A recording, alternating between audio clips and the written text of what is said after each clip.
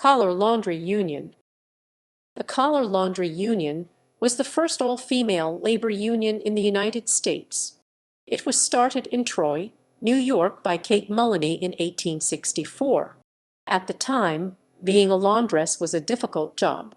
An almost exclusively female occupation, laundresses worked 12 to 14 hours a day for very low pay in very hot buildings, which led to the origination of the term sweatshop.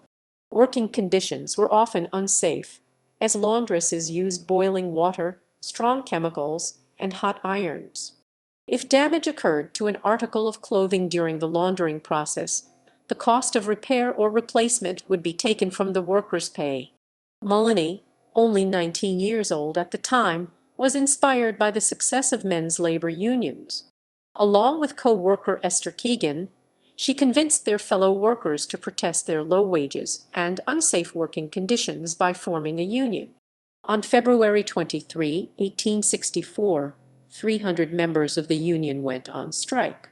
After 6 days, the laundry owners gave in to their demands and raised wages 25%. In September 1868, Mullany was chosen to be the assistant secretary and national organizer for women of the National Labor Union in New York City. She was the first woman ever appointed to an office at the National Labor Union.